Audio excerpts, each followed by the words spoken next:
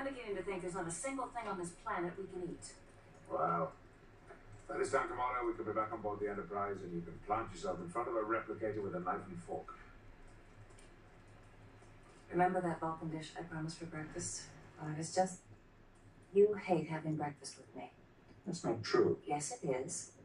When I said breakfast, I heard you say, I hate that. That's not quite what I meant. Well, then what did you mean? It's just that I don't like... What I've been choosing for breakfast recently.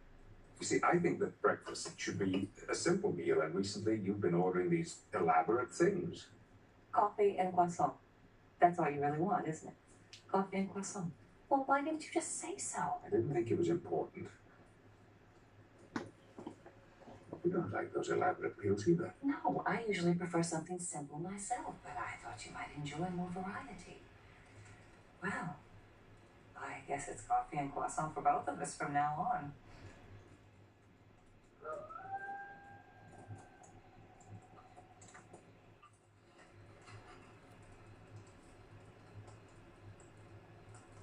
I love fire.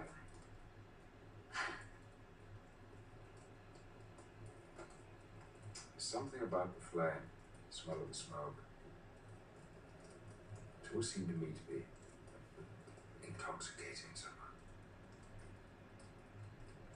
I remember when Jack and I took Wesley on his first camping trip to Belfour Lake. Wesley kept throwing manta leaves into the fire, watching them pop. Jack kept telling him, "What?"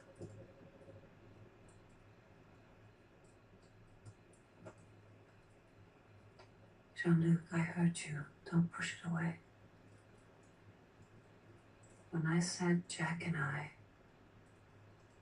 felt this sudden wave of something.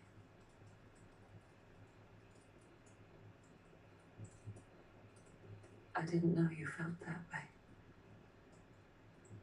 Didn't you? I guess I always knew that there was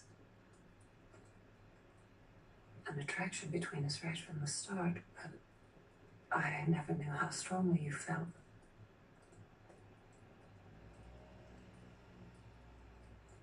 Why didn't you ever tell me you were in love with me? You were married to my best friend. First, I thought it was harmless infatuation, something hormonal rather than emotional.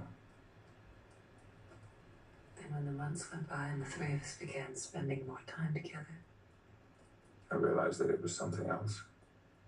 It wasn't right.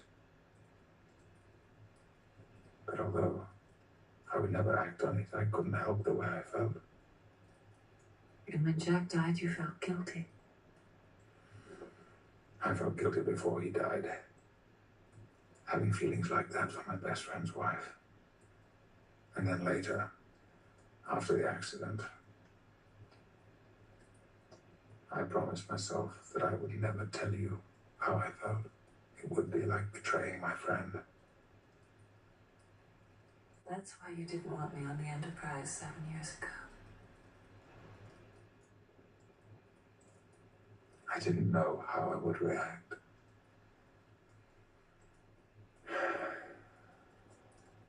And then, little by little, I realized that I didn't have those feelings anymore. 20 years is, after all, a long time.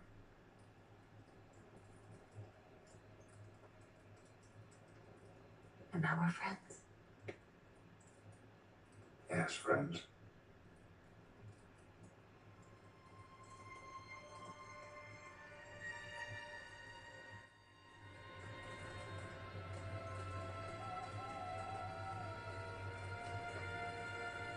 Well, we still have a lot of ground to cover.